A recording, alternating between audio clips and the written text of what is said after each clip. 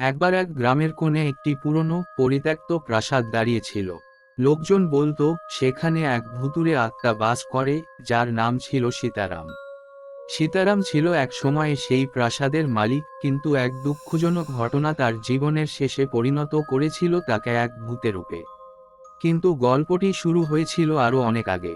সীতারাম তার প্রাসাদে একদিন একটি অদ্ভুত পিঁপড়ে খুঁজে পেয়েছিল।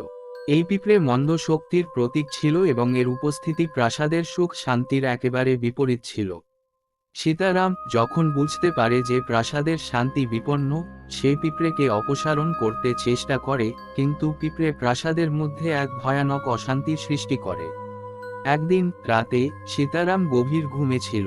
রাতের অন্ধকারে প্রাসাদের চারপাশে অদ্ভুত আওয়াজ শুরু হয়।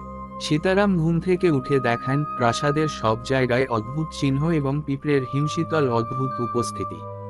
আতঙ্কিত হয়ে সীতারাম প্রাসাদ ছেড়ে পালানোর সিদ্ধান্ত নেয়, কিন্তু ঠিক সেই মুহূর্তে প্রাসাদের প্রবেশদ্বার বন্ধ হয়ে যায় এবং সীতারাম প্রাসাদের ভেতরে বন্দী হয়ে পড়ে।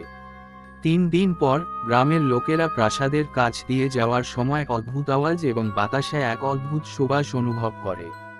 তারা যখন প্রাসাদে প্রবেশ করে, তখন সীতারামকে মৃত অবস্থায় খুঁজে পায়। সীতারামের আত্মা সেই থেকে প্রাসাদে বাস করতে শুরু করে, যেখান থেকে সে সব আসা যাওয়ার মানুষের প্রতি অদ্ভুত আওয়াজ এবং ভয়ের সৃষ্টি করে। আজও গ্রামের লোকেরা সন্ধ্যার পর প্রাসাদের পাশ দিয়ে যেতে ভয় পায়। তারা বিশ্বাস করে যে সীতারাম তার জীবনের শেষ মুহূর্তের যন্ত্রণা এখনও বহন করছে এবং সেই ভয়ের ছায়া প্রাসাদের চারপাশে ঘুরে বেড়ায়।